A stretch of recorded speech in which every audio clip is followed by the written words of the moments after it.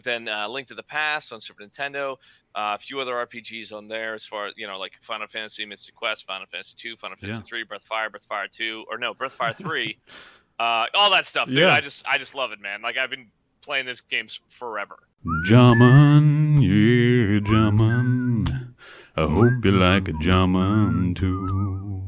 Welcome, one and all, to Jammencast. This is a podcast dedicated to celebrating video games and delivering video game news and interviews.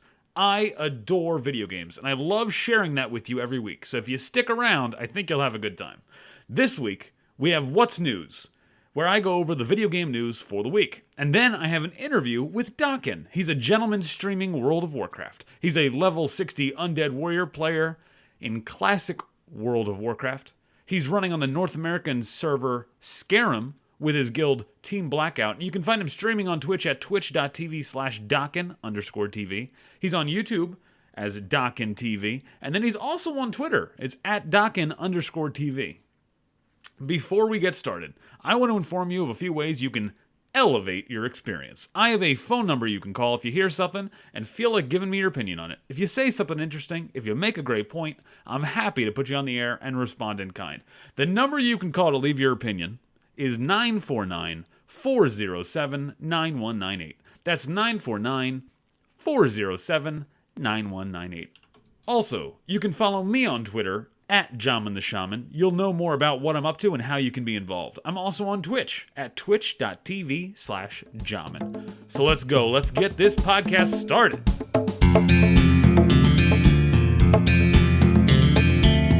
What's news, everyone? Welcome to the What's News segment. We're going to go over the video game news for the week, the things that I found interesting that I thought you guys should know about that you might be interested in, okay? So, the first thing I want to talk about, Red Dead Redemption 2, okay? Rockstar Games released the release date. They announced the release date for Red Dead Redemption 2 coming to PC, okay? Computers getting Red Dead Redemption 2 on November 5th. That's the date. Red Dead Redemption 2 for PC also includes free access to the shared living world of Red Dead Online, okay? So that's pretty big news. Obviously, online being free is the console version. You have to pay a subscription for whatever console you're on, right? And then features all previously released improvements and the latest content updates for the complete online experience. I distinctly remember when Red Dead Redemption 2 launched, there was no word of a PC version, and everyone was really sad. Like, everyone was like, well, I guess we're going to have to wait a year or something. There's no, anything coming out. There's no notice of a Red Dead Redemption 2 on PC. They were just having a console version, and so it was like, well, you had to wait a whole year for Grand Theft Auto 5 to come out on PC, and that's exactly what's happening here. Red Dead Redemption 2 launched on consoles October 26, 2018, so now over a year later, we will see it on the PC on November 5th. I've heard nothing but terrible things about the online experience on console, so I'm really hoping the PC version is better and we don't have to worry about being kicked out or disconnected constantly. I haven't heard anything good really about online Red Dead Redemption 2. The single player looked great when I saw friends playing it. I never had a chance to play it myself, but I have yet to play Red Dead 2. I'm looking forward to giving it a try finally on my computer come November. Also, big announcement from Blizzard. Not a super big announcement. They're having a virtual ticket. We all knew this was going to happen, right? Virtual tickets for BlizzCon. BlizzCon's coming up here. They announced all the in-game goodies you get if you get the virtual ticket. So the World of Warcraft and retail World of Warcraft, not the classic version.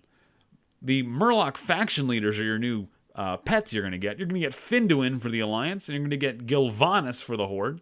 Also, there's a Wendigo Woolies Transmog outfit that makes you look like you're wearing a Yeti onesie pajama set, okay? So if you want to look kind of goofy and happy and you get these two pets, that looks great. That's for World of Warcraft for the virtual ticket. For Overwatch, there's 2 legendary skins based on iconic World of Warcraft heroes, Illidan Genji and Tyrande Symmetra. They look really high fidelity. They look really good. I don't play enough Overwatch to be excited about it, but again, it's part of the virtual ticket. Hearthstone, you're getting a BlizzCon 2019 card back and a mysterious golden legendary card to be revealed at BlizzCon. They can't give away what the card is because probably part of the new set. So there's a mysterious golden legendary card you're going to get in Hearthstone for the virtual ticket. Heroes of the Storm, you're going to get a BlizzCon spray, a BlizzCon portrait, a BlizzCon mount, the Celestial Deep Crawler. It's a constellation crabs. They're using the crab model that they made earlier, and they're putting in the constellation effect on it, right? They give it that cool stars and stuff. And then in StarCraft 2, you're going to get a classic battlecruiser, classic Ultralisk, and a classic carrier unit skin. So if you play StarCraft 2, you're going to get some of those classic unit skins. Looks pretty sweet. They look cool. Remind me of StarCraft, honestly, StarCraft Remastered. They look great. And then Diablo 3, you're going to get a pair of wings for the PC and Mac version only. They haven't released exactly what that will be, but you're going to get that. So BlizzCon virtual ticket announced, lots of BlizzCon virtual goodies. Nothing too surprising, like nothing crazy, like, wow, now I need this. But they are add-ons, right? And the BlizzCon virtual tickets, it's a great thing to buy. If you're not able to go to BlizzCon, at least, that's what I'm going to do. I'm going to be buying the ticket because I couldn't get tickets to the actual show, but I do want the virtual ticket for myself so I can watch it. And all the virtual goodies will be just a little additions. Next time I log into those games, I'll be like, oh yeah, I got that thing. Cool. The next thing I want to talk about is the WGA, the Writers Guild Association. IGN is reporting that the WGA will no longer award video game writing as a category, okay? The WGA awards have had a video game category since 2008. Previous winners include God of War, Horizon Zero Dawn, and The Last of Us. The Last of Us Part 2 director Neil Druckmann tweeted, very disappointed at the WGA for removing the video game category from their awards. A misguided slap in the face for writers in games. Portal and Half-Life writer Chet Falazek tweeted, I've never joined the WGA and never will. To win this award, you have to be a member. When they asked us to join so we could win, we could pay dues but not vote because game writing isn't real writing. Not like having a short story published in a zine read by 12 people. So some real shade thrown out by Chet. To IGN, a WGA spokesperson confirmed that there won't be a video game writing award in 2020. The WGA did say that the category may return in the future. However, when there is a critical mass of video games covered by the WGA in order to provide a meaningful award selection process. I think the problem with this is they didn't have people joining their guild, so they didn't have enough people to actually choose from, so it was kind of a joke. It was literally whoever was part of the biggest AAA title with a video game, right? I mean, like, people won, like, Assassin's Creed won a couple times, and the writing in Assassin's Creed, no one would say, like, that's great writing. There are better games, better writing, but when you only have so many people to choose from, you can't get a great award. So I think that's really where the WGA was going with this. I don't know if it's as bad as what Chet and Neil Druckmann are saying, but maybe it is. Writing in video games is some of the largest and hardest writing jobs I can imagine, okay? Imagine writing a story, but you actually don't control one of the characters. You have to find ways to make people follow a story without disrupting their agency, without making them feel like they're playing a movie with video game parts distributed between them.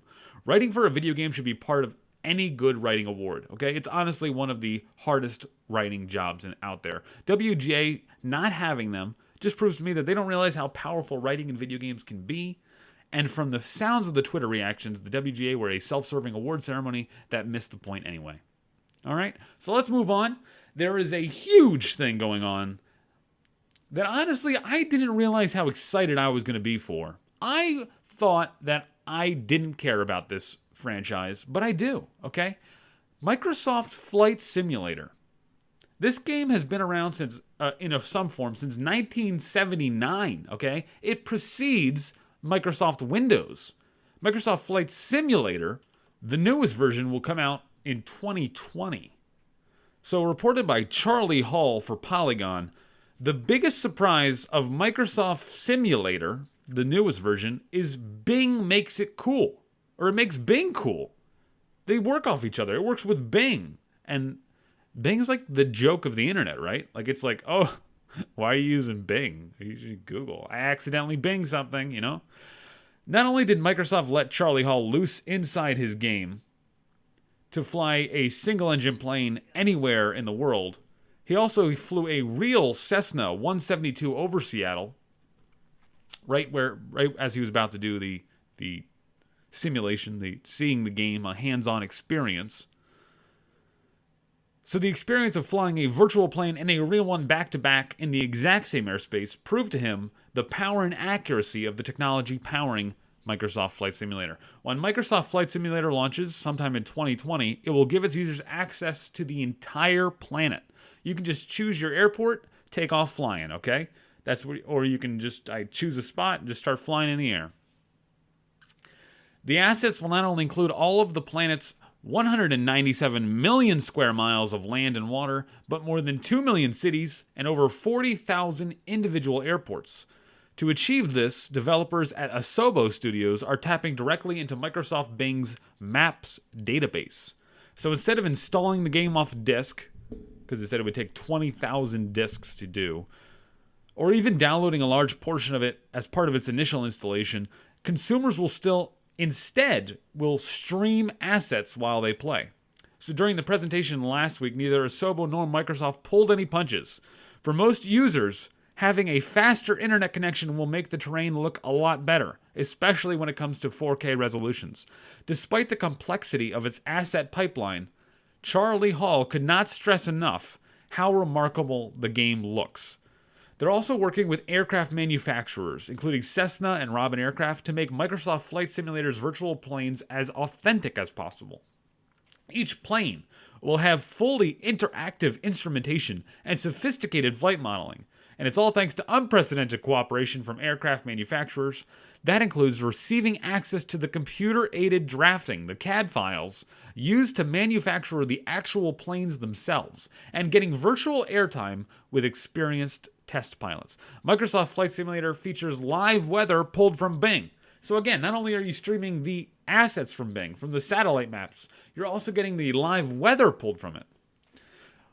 What Charlie means to say is that during his 4-hour demo, he saw some really weird stuff. He dropped onto the map over the bent pyramid, only to find an incredible 3D rendered, captured experience, no doubt with high-resolution photogrammetry. But setting a course for the Giza Pyramid complex on the horizon, he noticed something unusual on the ground. Flying lower, he realized it was a deciduous forest. Developers hovering over his shoulder said that it must be the engine, misinterpreting the texture of sand dunes, placing thousands of artificial dust-colored trees that stretched on for miles. Later, he dropped in over the south rim of the Grand Canyon, doing his best impersonation of Will Smith in Independence Day. This is all his words, by the way. I'm just reading his words. Under the direct sunlight of a blue sky, the turbulence was astonishing. So too was the scenery. He banked left and drew up alongside a near-vertical cliff face, and the textures turned to mush. Captured from orbit, Bing satellite images simply don't have any visual information for certain sections of the landscape. The result is a weird, banded smear along a rock face hundreds of feet tall. He asked the developers if they planned to go back and fix the area by hand, and they said no. Instead, the goal is to create software-based tools that can do the work automatically. The obvious implication is that as Bing Maps data gets better, so too will the look of Microsoft Flight Simulator. The stated goal of Microsoft Flight Simulator isn't just to reinvigorate the nearly 40-year-old franchise for a new generation. It's to expand its audience, casting the net wider than ever before. Part of that is multiplayer, of course, but developers aren't quite clear on how that will be implemented just yet. Another factor is console compatibility. Previously, hardcore flight simulation has been the domain of PC owners, but they're making the game run on Xbox One and offering it as part of the Xbox Game Pass. Developers have told Charlie that accessibility is also an important factor. For that reason, Flight Simulator will be playable with a regular Xbox controller and the Xbox Adaptive Controller. They also tested a ton of third-party flight sticks and things plug in to try to make it work as well as possible. And it all adds up that Microsoft is in this for the long haul, okay? We're not making a product, Newman told Charlie later that day during a private interview. He said, we're making a platform. Okay, so Microsoft's looking at a real long-term thing with this flight simulator. They want a platform. Whether or not that means microtransactions, that's a little bit scary, but we don't know. So I didn't think I would be excited about another Microsoft Flight Simulator game. I remember playing Microsoft Flight Simulator X back on my computer and Microsoft Simulator 2000, playing that and being really excited to fly around buildings and stuff and fly around cities and fly over stuff, and just it's a fun thing to simulate flying. Flying is just fun. Flying a plane is fun. and not being in the danger of, oops, I crashed. Like, it's not a real plane. We're good. No one got hurt. But a simulator is a blast. That's why I love, Kerbal Space Program. That's why I'm actually going to be looking forward to this. I'm hoping that they fix all the little things. I don't know if they'll go in and fix it by hand. Maybe they'll just be like, you know what? The bugs are the bugs, but the game is pretty damn good on a whole, so just deal with it. Like, it's too much work to go in and fix every little thing on the world to cover the entire planet. But everything they do have done right, I'm sure it'll be great. I'm looking forward to that. That looks like a fantastic game, and I'm excited for it. That is everything I have for What's News this week. We are going to move on to our interview now. I had an interview with Docken from Twitch. He's a World of Warcraft Undead Warrior streamer, level 60, playing classic World of Warcraft. You can find him on Twitch at twitch.tv/Docken_TV. He's on YouTube, Docken TV, and Twitter at Docken TV. Follow him on all those things, guys. Go follow him right now. Pause the podcast, follow him. Go check him out. Come back, start the podcast up, listen to the interview. I'm going to introduce all his socials again when the interview starts. So if you missed it, don't worry, you don't got to go back. It's coming up again. Here we go, to the interview. Thanks, guys.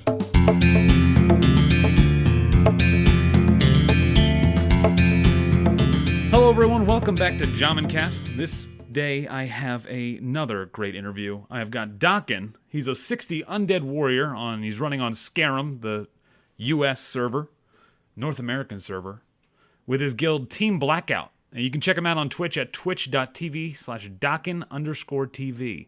He's got a YouTube, it's Docken TV, and Twitter, it's at Docken_TV. Check him out there. What's going on? How you doing, man? What's going on? I'm doing pretty good, man. Thank you for that little shout out there at the beginning of the episode here. It's very nice to sit down and chat with another fan, another creator, my friend, and I appreciate you inviting me to be on the show. Yeah, video games, dude, are like, I say it at the top of every show, I say that I adore video games, and honestly I do, and World of Warcraft has been one of the biggest video games for me, so and the last couple of interviews I've had has all been World of Warcraft players, and I just love it, because it's just like, it feels like I'm coming back to my roots. I feel like I'm going back to what I love and what I really adore. Oh, absolutely, man. I've played games since literally as long as I can remember being able to hold a controller. Yeah, same. So it's actually my first question. I ask every single person this question. It's, what's the first game that you ever played that left an impression on you? I remember we briefly talked before, and I was trying to think about this in depth. Mm-hmm. And one of the earliest game systems I remember playing the Atari. I think it was 2600, and I specifically remember Pitfall, and I believe it was Joust. I remember playing those games, but not in a huge amount or large quantity or extended period. I also remember there was a couple of games on regular Nintendo that I played a lot, like just Bomberman. There was a game called Karnov, Contra, Ninja Gaiden, however you say it. Like, dude, I loved all those games as a kid. They were huge to me. And as far as like RPGs, because I'm a big RPG fan, I got into those. I would say something on accident with with Zelda on the regular Nintendo, which I borrowed from a friend at one point. But then Link to the Past on Super Nintendo, a few other RPGs on there, as far as like Final Fantasy, Mystic Quest, Final Fantasy 2, Final Fantasy 3, Breath of Fire 2, or no, Breath of Fire 3. All that stuff, dude. Yeah. I just love it, man. Like, I've been playing this games forever. Yeah, you mentioned Joust, and I want to. It brought to my head this game that's coming out very soon for Switch, and it's coming out on Steam. It's also you can play it at arcades right now. It's called Killer Queen. If you ever have a chance to play this game on an arcade cabinet, find it. Just Google where the nearest arcade cabinet for Killer Queen is. Bring a group of friends, go out to it. It's usually at the bar. You can drink and sit there and play this game. It is literally one of the greatest arcade games I've ever played. And it was very reminiscent of Joust, and it came out in 2015. But the newest version is coming out on Switch this month, I think, actually, October. Let's keep that in mind. Yeah, check it out. It's Killer Queen. Recommendation. Yeah, I don't know how good it's going to be on a console, because it's a very social experience playing it on an arcade cabinet, having 5 people on one side and 5 people on the other, and having a 5 versus 5 fight. And to bring that down to just the Switch or just your computer, it feels like a different experience. But we'll see. It's coming out. Well, there's absolutely something to be said for being able to reach over and slap the control out of your exactly, hand. or just smack the person's face that you're just like, how dare you, sir? How dare you outplay me? Yeah, it's a really good game. I don't want to railroad this story, but that just like cracks me up a bit. Makes me think all the times like as a kid when you're playing like some fighting game and you're like, oh, you're getting beat, and your friend's there, and you just grab his hand and slap the controller and try to like kick his butt. Just unplug his controller. You're like, it's out now. No, Yeah. you don't get it. Or the stream. Well, how dare you? How dare you? Screen watching. Or, dude, it's a split screen. You're right there. Like I can see where you are. Like I know exactly where you are in this first person shooter. Absolutely. Those are Oh great. my gosh, man, that stuff is hilarious. Mm-hmm. So when did you start streaming? When did streaming become a part of your routine? Ooh, let's see. It's probably been we've got to be on it somewhere between 1.5 and 2 years that I started streaming. And I tell a lot of people I came across the S-Fan on the close of one of the private servers, and the name's gonna elude me right now, but he was doing an interview with some of the people that were running the server based on what had happened, yada yada yada, and I was like, dude, like literally, like who is this Ron Jeremy looking dude that's out here? Like, you know what I mean? I started laughing and like watching this guy, and I'm like, dude, this is hilarious. Like I could do this, and kind of inspired me to start getting into doing streaming and stuff. And I've just really had a good time with it. It's a lot of work, a lot of time investment, but some of the people from my community are like just the greatest people that I've met. They're hilarious, entertaining, interactive, and always just good people, man. Yeah, and I feel like that. And then so you played private servers in WoW. Did you play in actual vanilla World of Warcraft? Yes, I did. When did you get World of Warcraft? When did you start playing? I started playing sometime between Molten Core and BWL, I believe it was, because I remember the excitement for BWL coming out, people talking about how hype it was. However, I did actually start off with playing EverQuest 2. And I played EverQuest 2. Okay. My brother and I were big fans of EverQuest. He had been into it way more than I was. But it was kind of like, oh man, EverQuest is amazing. This is going to be better. It turned out to be a big smelly turd as far as my opinion of what EverQuest 2 was. I mean, we played it for a substantial amount of time at the beginning. Like, I think I was like server first, max level enchanter. I was like world first, like top 6 or something for my class. Wow. We had killed, we were the only guild on our server that killed all the dragons that were available, done all the content at that point in time. Like, we went super hard at that game, but it just turned out to be exponentially disappointing the further we got into it. A couple of people were like, hey, there's this game called World of Warcraft we're playing. Like, some of the guys that were with the same team that we had been leveling with and had been raiding with and stuff. And one thing to another, he's like, the one guy was like talking and telling us about it, and he's like, it's pretty good, they got some neat stuff, blah blah blah, it's pretty decent. And I got home the one day and my brother's like, I bought WoW. I'm like, what do you mean? He goes, I bought it. He goes, it's pretty good, dude. So of course, what did I have to do? I went out and immediately bought it. Yeah. And you had to actually go out and buy the disc from the store and come back. Oh yeah. Yeah. I still have 2 physical copies of it. Wow, that's awesome. I do not have those. Yeah. I have my Warcraft 3 set battle chest, and I have my StarCraft all Brood War and stuff, but I don't have my original WoW discs. I'm like a hoarder. I keep everything, man. Yeah. How do you remember the mindset going into it? Because I know, and I feel like all Blizzard games do this, and even League of Legends did this, is that when people were switching to it from their other game, their other versions, like EverQuest, from Dota to League, or from League to Heroes, people would say, this is the baby version of the game. This is the dumbed down version. And so for World of Warcraft, I know when it came out, everyone was, you don't lose experience when you die. It's not that big of a deal when you die. Like, you get and looking back on it right now, I'm like, oh god, could you imagine if Classic WoW had, when you die you lose experience, or you die you lose your character? Like, it'd be insane. So yeah, do you remember how that feeling from playing originally? If there was like a wow, this is the, I this remember is the thinking baby, it was like easy. Like, I'm like, Yeah. this is easy compared to there was no fear in like EverQuest is one of the widest known like punish. Like, dude, they would punish you when you died. Like, it was just painful to die.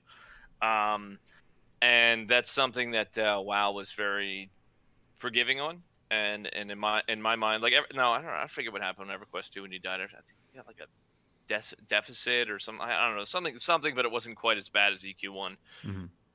But I do just remember that WoW felt very, very easy in that respect. It did not feel like I was worried about dying. Yeah.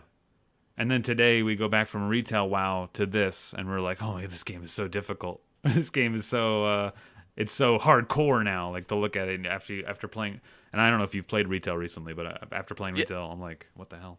yeah, I actually did.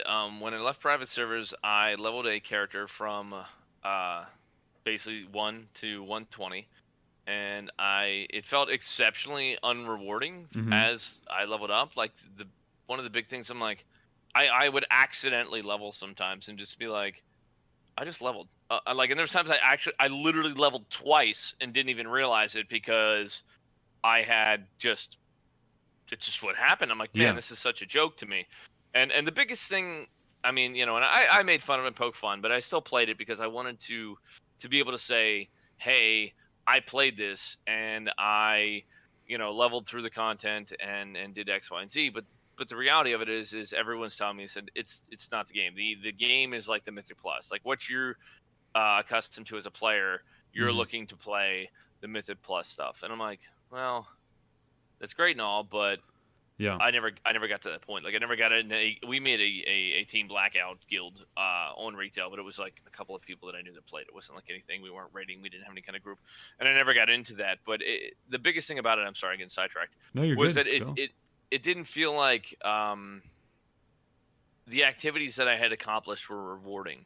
Mm-hmm. Like there was no feeling of like, oh, that's great. I feel super rewarded for what I just did. It was just like, oh, I did Yeah. a quest and then did another quest and then, I got some gear from a thing. Like I had epics that Yeah. I randomly got playing quests that were better than stuff I got in the couple of like looking for raids that I did, and that was Yeah. severely disappointing. I think the biggest thing about retail WoW that I don't like, and I don't know if this is true, but I've talked about it before, is that you're guaranteed to get something eventually, uh, and you're guaranteed to get the thing you want. Kind of like there's the reward progress like is like okay, so I'm trying to get flying in the game, right? All I got to do Hmm. is do my dailies every day for 3 weeks. I get flying, right? Yeah. In classic WoW, I'm working on something, and I don't know. There's rep grinds. I could go kill furbolgs for hours and get it in a day or two, but it's not like okay, log in and do this and then log out. It's not a daily like here's how many hours you have to put in today, and then tomorrow you have to come back because you've done everything you can for the day. There's always something more to do, and there's not necessarily a guarantee that you're going to get something from it or the thing you want, I, which I get makes what it you're saying fun. with that. I get what you're saying. I mean, I would argue inevitably you can ultimately get what you want, Yeah, but yeah. the time and dedication that it takes to get it can be greater, but that you also have a very nice reward or the feeling of reward when you do accomplish Hmm. that item. And I think that that's a big part of it. An interesting thing too is this is maybe off the topic a little bit, but one of the Yeah, things I go think ahead. that they've done very well, and I don't know how many games actually look at this, but I think it's one of the things that drives pay to win games so much, and that's why they do make money, is because people get a chemical satisfaction from certain tasks or actions or accomplishments or rewards. And in a game like World of Warcraft, they've done a very good job of synergizing the reward versus the time spent versus the way a person may feel about it. So it replicates that Hmm. I guess that sensation or that reward within your brain or the chemistry of Yeah. your body versus like pay to win stuff like, oh, I get this, and the people like they're doing better, and then like they feel stronger. They, oh man, I need to buy some more stuff. But I think that's one of the things that's captured very well in WoW. And then, Granted, I'm no scientist. yeah, yeah, I feel you. And do you mean retail WoW or do you mean classic WoW, but or both? Classic WoW. Okay. Excuse me. Yes. When I make general references, I would like to just say most of those will be about classic, unless I would specifically say otherwise. Okay. And then, so what you first started playing in vanilla, and did you play all the way retail? You said you came back to retail. Is there when did you stop playing retail and go to like a private server or just stop playing in general? Well, what had happened was I played up to early in Wrath in the early rating, and I had no, excuse me.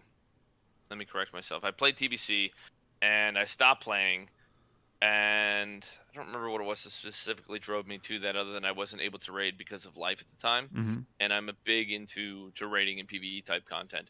But I do remember I had a friend of mine said, "Hey man, we're doing you know, this Wrath thing, blah blah blah. You should come check it out. We need a tank, etc. etc." I'm like, okay, cool. Like I'll come back.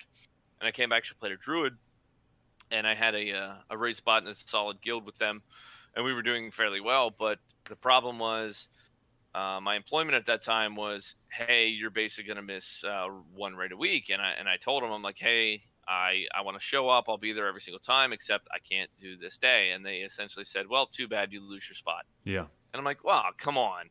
So I quit playing then. Gotcha. Yeah, it makes And total I hadn't sense. played. I got pissed. I hadn't played until recent history.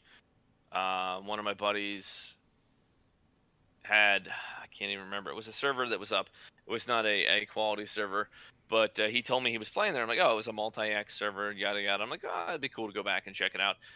I went back, checked it out, and it was kind of fun. And I specifically remember leveling so fast I didn't have money to buy my skills. And I'm not a person to ask for funds or ask like, hey, can I have this or have that? You know, begging people for stuff. I just don't do that. Mm-hmm. But I literally was just so far indebted, like I couldn't buy skills for multiple trainings. And I asked someone, like, hey man, like I normally wouldn't do this. Would it be possible to have like it was X amount to train my skills because I was just out leveling it? And he goes, sure man, just don't go to XYZ server. And I was like, what's XYZ? And that was like the Destarius server. And I was like, oh, this is a 1X? This is a fresh server? Like, dude, I'm going over there. And I left. I went and played Destarius. Oh my god. From early on. And I kind of felt bad because the guy had still given me the money. But still, that's when I get into private server. Gotcha. Wow. And then how long did you play on there? Have you been playing on private? I played there till they closed. Wow. And then whatever it was, so Elysium. And so I've played private servers all the way up until basically recent history, you know, within the last few months. So what's your favorite thing to do in WoW? Is it PvE, PvP, both? I'm big into PvE. Okay. I like to do raids. Gotcha. I am a tank, so there's not a whole lot of tanking to be done in PvP. I mean, other than Altruck Valley, which is still kind of limited. I remember tanks, at least in Burning Crusade, I remember a tank coming out and just wearing all his tanking gear and running with the flag in Warsong and just being like, we cannot kill this guy. He's unstoppable. He's got all his tank gear on. I'm like, oh my god, this guy's unkillable. And then they changed how everything works for Wrath, so it wasn't quite as bad. But yeah, tanking gear, man. Yeah, that's stuff. I think the meta for PvP is different. Mm-hmm. There's times I can do that. Like I specifically remember times where I would queue for something like that and get the flag, and I'd be making it most way across the field, and I'd be like, all right, well, I think I can make this.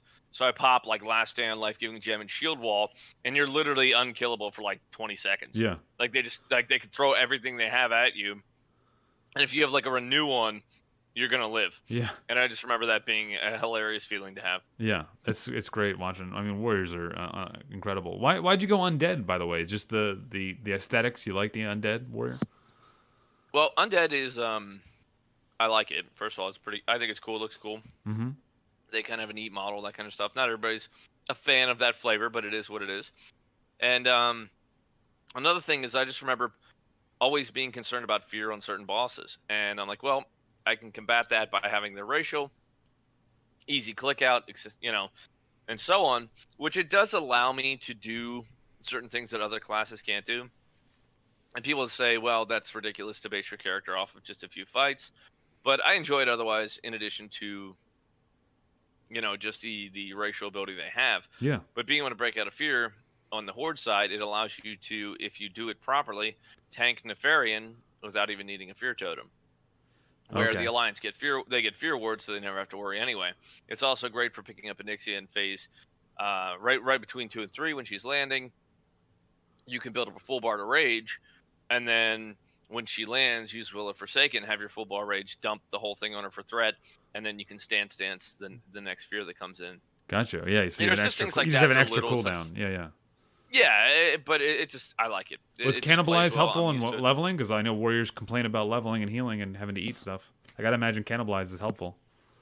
Oh, absolutely. It is one of those things. I think it saves a lot of money. Yeah. while leveling because you don't have to buy as much food. If you're fighting the right targets, I would do like eat food that I found for the first time, kill another mob or two, cannibalize, and then kill another mob or two, bandage, kill another mob or two, eat, Yeah, and then yeah. you rotate that in, so you're basically saving food every couple of times. Yeah, how was your leveling experience as a warrior? Warriors, I know, are traditionally one of the slowest levelers. Um, I did reasonably well. I've never been a person to say like, oh, I'm a power leveler or a speed leveler or anything like that. I wouldn't say that because I definitely don't do that. The leveling experience, I had set aside time and made arrangements to play with friends of mine, which are actually they're a couple, and we spent all of our launch week time together, which got my warrior out of the early levels. Yeah. In the early levels, you have less skills, you don't have fear, you don't have intercept, you don't have those things, so it makes it a little bit more difficult. By the time the first week was over, I had all those skills, so it made it easier for me to play beyond that. Nice. Have you felt about layering? Has layering been a problem for you? You think it's going to be fine? It's not really that big a deal anymore. It's kind of destroying. What's your thoughts on layering? My opinion on layering is it was stupid. No one asked for it. No one wanted it, but Blizzard in their infinite wisdom felt that it was something that they had to give us. And I think part of the reason layering exists is because they completely missed their estimations of who was going to play Mm-hmm. were so far off that when launch happened, they were just blindsided. Yeah. Layering was supposed to compensate for excess players they thought were going to die off very early on, and they also thought like was it 8 or 13 servers was going to be enough when we launched. Yeah. I think Yeah. last I counted, there's Yeah. 35 NA servers. Yep. So, yeah, layering was dumb. I think what they should have done was just go ahead and do the system the way they originally did. Make the servers, let people pick them, and and then not have that. Part of the reason there was so many problems with so many people per the servers is because they only launched with 8, 13, whatever it was, the original amount. I think it was 8, and then they bumped it up to 12. There was 12 ready for launch. Just before. Yeah, yeah. But the thing is, everybody already coordinated. Everyone that was everyone plan, already said Herod or Faralina or I think Scarum and Cineratus were like the two that they popped up at the very end. Yeah, like everybody planned on where they're going to go, and no one wanted to leave their team, leave their friends, leave their people. Once you have 30 people that are saying we're going to this server, you're not like one person is going to be like, hey guys, why don't we go to this server? Everyone's like, well, we already chose. Like, why go and coordinate with 30 people and try to get them all? I mean, even me, I only had like 5, 6 people, and I was like, we already chose Scarum. Let's just stick with it. Oh, exactly. Yeah. Exactly. That was the thing. And in a situation like mine, I had coordinated with my entire guild. Mm-hmm. Everybody from my guild was coming back. Everybody from my stream that wanted to join us as part of the guild. Another content creator who at the time I think had 50 or 60,000 followers, and another content creator that had about 30,000 between them. And there was several other smaller creators that were all coordinated to go, and all of their communities and their guilds were coordinated. So it's like a freight train and trying to stop it on a dime. It's very hard. Yeah, yeah. Once you pick a spot, it's like, oh shit. Yeah, pivoting is hard. Yeah. The only problems I've had with layering for me has been the like getting trades with something while I'm in a party with someone else. Someone's like, hey, I'm selling this. I'm in Orgrimmar, and you're like, all right, well, but I'm in a group right now, and I don't want to drop my group just to find you because I can't see you. That stuff's really annoying to me. That's true. And then also, I had a streamer friend who was on the Alliance side on Scarum. And we used to like try to find each other and like we would stream snipe each other and just like try to appear on each other's streams. And with layering, it'd be like, oh, I guess I'm not on your layer, so we don't get to see each other. And yeah, that sucked. That's it does do something to that level of interactivity. Like I've had people in my guild be like, oh, I'm at such and such, and you go there, and people in your guild aren't even on the same layer. I'm like, that's so dumb. Yeah. Have you felt about the bug fix to Warriors that reduced demo shout? Back to what they thought it should be. I think that's correct and accurate. It was way, way, way, way too strong. Was it? Wow. I never run with anyone that was like not abusing it but really noticed the difference or anything. No one's really said, they're like, oh, they changed that? Okay. But they hadn't used it yet to see really how much it was doing. Yeah, I think it was way too much. Like it needed to be fixed. Gotcha. You shouldn't be able to spam that and have that be the only thing you need to spam Yeah, it for was threat. really that good. It was that much AOE threat. You could just spam demo shout. Mm-hmm. Wow. What are your plans going forward with YouTube? Well, first off, how's your YouTube been going? Have you been making stuff for that still, or what's going on with your YouTube channel? Well, I was streaming on YouTube, making videos occasionally, and I had a lot of did a lot of research and found that even though Twitch is a harder place to get your foothold, that Mm-hmm. it is a better place to be in the long run if your primary content creation is streaming. Yeah. And so I tried to tried to make a pre-announcement transitions and a lot of time spent on letting people know that trying to move to Twitch has been a challenge, but I think it will be better in the long run for me. But I like with working full time, streaming 5 to 6 days a week, Yep. and then trying to make videos on top of that is just a lot. So I Yep. haven't been making videos lately. I totally understand where you're coming from. Um, Yeah, so what are your plans going I mean I'd forward? like to, but Are you doing Molten Core, Blackwing Lair? I mean, are you gonna do all of it once it comes out? Once Blackwing Lair comes out, obviously. oh yeah. No, I've cleared on the private servers. Well, let me back this up too. Okay. Back in the day, the guild I was in, we cleared everything up to, I don't know if we killed Cthulhu, but I remember doing the fight. And then we killed one boss in X. On the private servers, I've cleared everything from Molten Core to KT. Okay. So I fully intend that my guild is going to progress all the way through the content. Awesome. How's it been like with your guild? Has it been have you noticed a shortage of any specific class? Is there anything that you need that you're like, "Oh my god, like what are these we need more of these." I haven't done any quote open world recruitment either. Okay. I've just kind of only gone with recruitment from people who were either I knew in real life or who were part of the guild previously or who were part of my stream. Yeah. And the thing I feel like we need the most, well, right now I think we're looking for like one shadow priest and I would like two warlocks. Gotcha. But other than that, we've done reasonably well. I think as far as our guild size go, I'm looking at it right now, and I gotta remove a few people because they've been offline for too long, like friends of friends. Yeah. But we have 134 people in the guild right now, Nice. which is I think reasonable, respectable for Yeah. where It's a good community, dude. 134 that's like you don't want to be like, if you look at Invictus, like I've heard it's massive. There's so many people in that guild. You kind of lose the community in the sense of like, hell, let's help each other, like, because you're like, who are you? You're in Invictus too? Okay, yeah, but I don't know, and I don't mean to call it Invictus. I think that's probably they're doing great. I mean, they're fantastic, but you you build a guild up slowly. I get what you know you're what I saying. mean? Like Yeah. like there's a balance of like having a substantial size, having a depth of roster, but at Mhm. the same time also making sure that you're having enough people that they're able to connect and interact with each other Yeah. in a way that's beyond business casual, if you will. You're not just like, oh, you're in my guild, okay, I guess I'll bring you to the group over that guy, or oh, you're in my guild, I guess I won't need on that because it's slightly better for you, kind of thing. Yeah. Yeah, it's nice to have the community that actually builds us up and build up relationships. Almost the same as Twitch streaming. Like you get these people that come into your stream and you just build up sleeping slowly over time, as opposed to like I don't know. I mean, I guess with 1,000 people, I wouldn't be complaining either. So like so.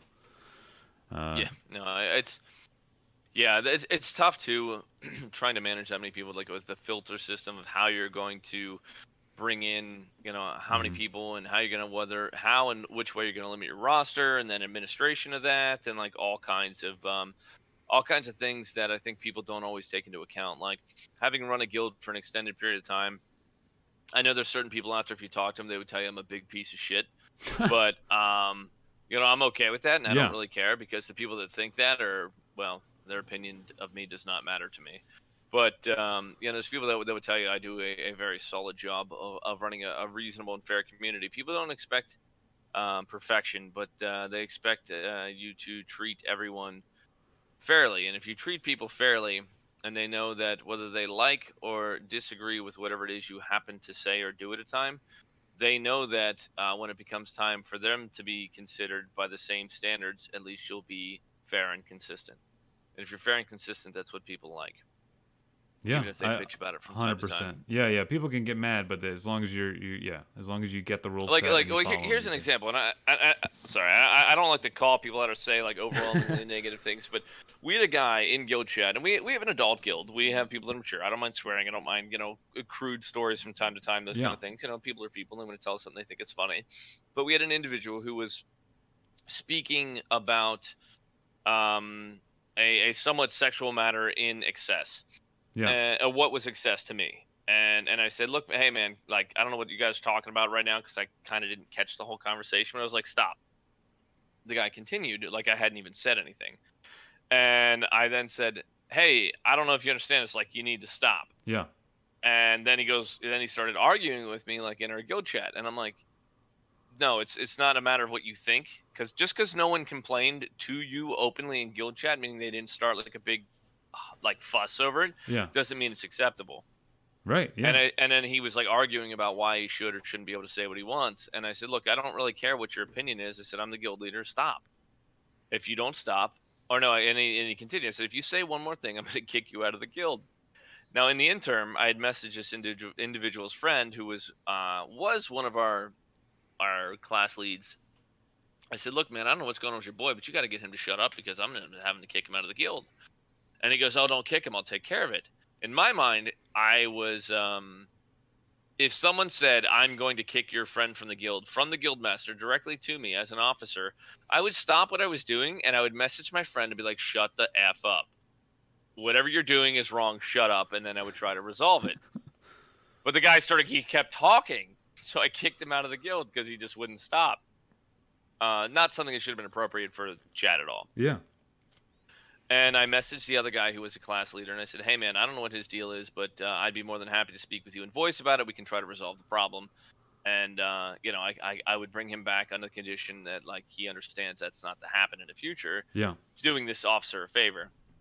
Well, the officer decided to quit and took his other friends with him. And he goes, I think your stream's affecting the way you play the game and how you run your guild. And I was like, that's such a cop-out, man. Yeah. Like, that has not, like, the fact that I don't know what your stream or your content permits, but I won't get into the details. But essentially, I'm like, what he was saying and what he was doing had absolutely nothing to do with my stream. I don't understand it. I'm like, why? Like, it's so stupid. Yeah, I cover chat. I just cover chat with my face or whatever behind me to make it. Well, no, it's not even. It's not even for my stream. Yeah. Because it was covered. Like, no one in the stream could see it. It was about my guild. Like, my guild is important to me, and the people that are there are important to me. So I don't want to subject them to things like rules and things that we don't do. You don't do.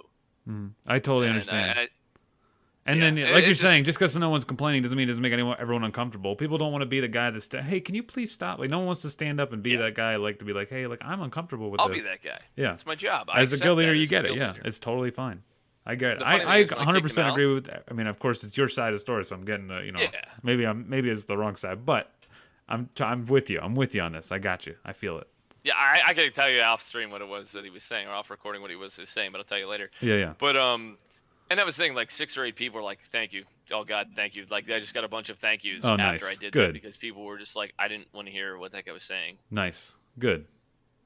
Yeah, that's stuff, man. I mean, video games, it's incredible, honestly. Like, I was talking about just like World of Warcraft itself is one part of it, but just video games in general, this whole thing that's been built. And like, at some point in my life, I thought like video games were like only for video gamers, and like there was a specific type of person that plays video games. And the more and more, and this is not, I mean, I've known this for years, but the more and more I encounter, the more people I encounter, the more incredible I find it that how far-ranging and wide-reaching video games are, and the type of people. And obviously, this guy you had a disagreement with is just has a different idea of how video games and how a guild should run, and just the idea that there's this variety. I mean, just people in general there's a huge variety, and it's just far-reaching. I just love it. It just highlights to me video games and how powerful they are and how much they've reached. It's an amazing thing, like you said. Like there's guilds that they will straight up allow anything and everything without reservation to be said Mm-hmm. in their chat, and that's the way they run it. Versus ours is a little more restricted, a little more mature. But how you're talking about how it reaches people is, I have met people who are law enforcement, people who are teachers, people who are construction workers, people who are doctors. I actually knew an emergency room surgeon who played WoW. There's this huge spectrum Mm-hmm. of people that are from, disability, McDonald's, like any type of job you could possibly. I knew a guy that worked at a comic book store. I knew a guy that's a college student. There's tons and tons of people. It's amazing. Yeah, I had my dentist. I went to her and she asked me, "How's that?" And I used to stream Heroes of the Storm a lot. She goes, "How's that Heroes of the Storm game going?" I was like, "Oh, I'm switched back to World of Warcraft now." And she was like, "Oh, I used to play that. I was a level 4 paladin." I was like, oh, "Okay, all right, sounds good." I was like, "Well, she played it at least." She said so, but it was good. It is really incredible. Just video games in general, how great they are, and Twitch is just, it's amazed me reaching all these new people and seeing all these faces, and this is why I love the podcast, though, is I get to, honestly, it's almost just an excuse to meet new people and be like, hey, check out I got this podcast, but then I get to share you guys with everybody else also that listens, so it's been incredible. Oh, absolutely. And the thing is too is the discussions, the more people you talk to, the more things you'll find you'll find it in common with others, or in the variety of people as well within the community that are involved, or the gaming and stuff like that. Well, thanks for coming on, man. Again, everybody who's listening to the podcast, if you're listening live on the stream, go to twitch.tv/Docken_TV. Follow this man. Go to YouTube, Docken TV. Subscribe there. Twitter @Docken_TV. Follow him there. And you'll be in the know. You'll get all the updates. You'll get to see the undead warrior screaming across Skyrim, killing all the bad guys, killing all the bosses. Thanks, man. Is there any shout-outs you want to make? Is there anything you want to say? I appreciate you shouting out my content, that kind of stuff, and I always encourage people, if you're looking for Classic WoW guides, resources, that kind of thing, ClassicWoW.live is a great place to check those things out. There's a great community of people over there that I've been working with personally. Absolutely. And a lot of great resources as well. Yeah, I actually had the pleasure of having Def Camp and Melder on both on the podcast. I met them in person. They're great dudes. That's awesome. Yeah, they are. They're fantastic. They've been really just the nicest people. All right. Well, thanks, and have a great one. I appreciate it.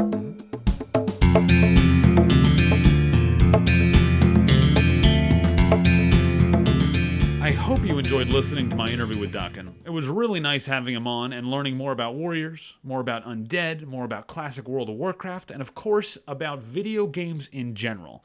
If you haven't followed him yet, I don't know what you're doing. You're missing great content, okay? Go twitch.tv/Docken_TV. It's YouTube, Docken TV, and @Docken_TV on Twitter.